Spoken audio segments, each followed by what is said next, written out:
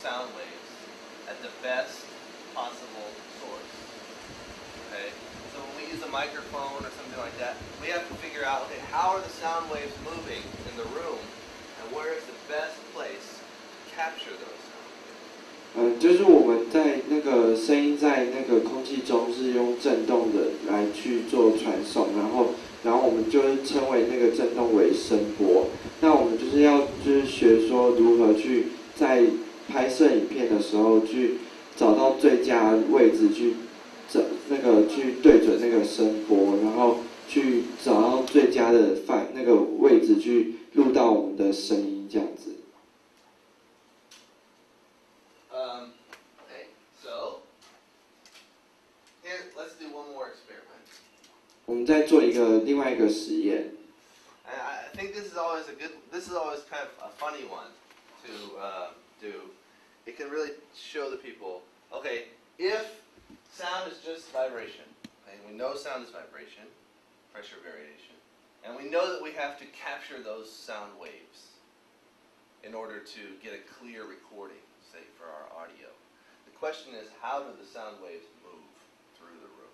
就是我们知道说我们在那个录音的时候要录到很好的那个声音，然后要找到正确位置去抓，就是去截取到那些声波。那就是有一个比较有趣的问题，就是说声音是怎么在空气中运行的？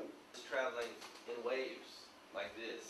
就是实际上那个声音在空气中的运行是靠那个声波在走的，所以就是那个声音从嘴巴里面讲出来，然后我们听到那个它在这中间的过程是经由声波在那个空中运行，然后所以我们才听得到声音。 Notice as soon as he speaks, the sound is going out in all directions from the source.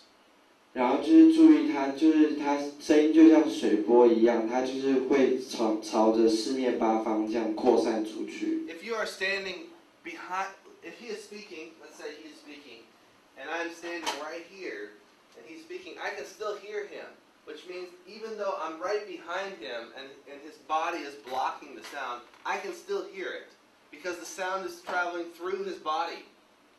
It's even traveling through his body. Maybe not quite as well as it is traveling through the air, but it's still traveling through his body to my ear, standing directly behind him. 就是即使老师站在讲话者的那个旁边或是后面的时候，他就是老师依然可以感受到，就是听到他所说出来的声音，是因为就是声音就像水波一样，它是朝着四面八方扩散出去的。Say we're making a documentary film, and we're just following this man, okay, and he's in a big room. 然后现在就是假设有一个男人就是在那个房间的中间，然后就是我们在拍摄一个电影，就是小影片这样子。And we know that his sound is going out in all directions. 然后他的声音就是从四面八方的扩散出去。And just like the wave, the closer we are to the source of the sound, the bigger the sound wave, right? As you can see, right around the drop, the wave is quite big. 然后就是像水波一样，就是如果它就越靠近那个点的话，它那个波形会越大；那离那个点越远的话，那个水波就会越来越小。Okay, so even though if we put a microphone right here, someone is holding a microphone. I can't draw very well. Okay, so this is someone's holding a microphone. We will hear his sound here.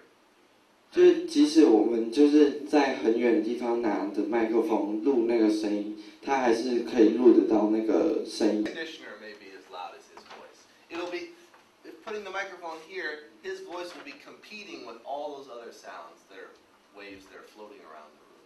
就是我们的麦克风放在那个位置啊，就是那个声波就是像水波一样这样扩散出去，然后会越来越小声，然后就会受到其他的声音的来源影响，像是就是电扇的那个声音，或者是其他外面交通的声音，然后或者是一个冷气的声音之类的。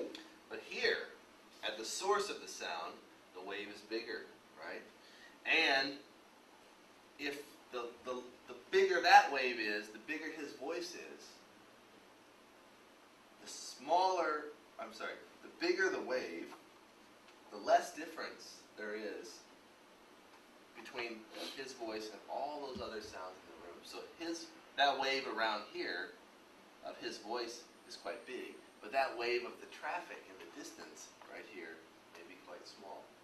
就是我们在那个讲话者的就是声音的来源的那个周围的声音就是会录到的声音是会比较大声的，然后就是那在那个位置录的声音的话，就是会那个交通的声音，就是外来的杂音会录到比较小声。So if we use a microphone, there's many different kinds of microphones. I'll show you this later. But if we use a microphone that's directional, which means that it captures only the sound right in front of the microphone and blocks sound in all other areas. If we use a directional microphone to capture the sound waves in this area only, that's probably a good idea. 就是我们就是会介绍一些麦克风，等一下会介绍一些麦克风给你们认识。那就是有些是指向性的麦克风，它的就是指向性的麦克风的话，它就是会朝着就是它的方向的那个位置去录到的声音，那就是那个录到的声音就是会比较好的。That's why we almost always use a directional microphone on a boom pole for documentary films, for all films, to record the sound. Because that directional microphone is closer to the source than our camera. Okay? If we have a microphone on the camera, it just cannot get as close.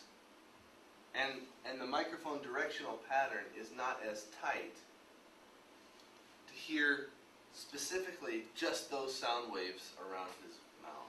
这就是为什么我们在拍摄影片的时候，通常都会用那个指向性的麦克风去录声音，然后也会使用泵杆去支撑那个麦克风，然后而不去使用那个直接使用摄影机上面的麦克风，因为摄影机上面的麦克风它那个就是因为它的位置可能离那个声音的来源很远，所以录到的声音可能就会有加入一些嘈杂的声音这样子。就是这个图片很清楚的告诉我们，就是那个声音在那个空气中运行的那个方式，就是它是像连锁效应一样，就是这边的空气影响到隔壁的空气，然后隔壁的空气又影响到隔壁的空气，就是靠这样子的传送去传送那个声音，所以声音波就是这样在空气中运行的。Okay. The other rule that follows closely to this rule. So our first rule is get as close to the sound source as possible. Our second rule has kind of a close related to the first rule. Is simply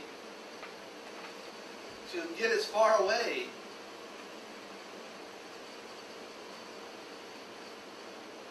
from sounds we don't want as possible. 就是第二个规则要素的话，就是你尽可能的要远离你不想要录到的声音。那我们现在就是请各位同学就是到那个桌子前面来。And I'll show you some of the equipment that we use to record the sound. 然后老师会跟你们介绍一些我们在使用的那个器材的部分。We'll use some of this equipment later, but right now I just want to show you some of the equipment. So you can kind of walk 我 over 们 here. 等一下会使用这些器材，那就是老师现在就是要先介绍这些器材给你们，那就是请同学移动到那个桌子前面来这边。And we'll set up some typical situations maybe that we would be recording the sound for a film. 然后就是我们等一下会就是有一些情境，然后就是在我们录音当中会碰到一些问题。Just to let you know, like this is like a professional film playing with this kind of directional boom mic. This kind of microphone, like I said before, we'll talk about this a little bit later. But this kind of microphone blocks sound from the sides and back. 就是我们用的这个是比较专业的麦克风，它是指向性的麦克风，它就是它那个，比如说这个麦克风，它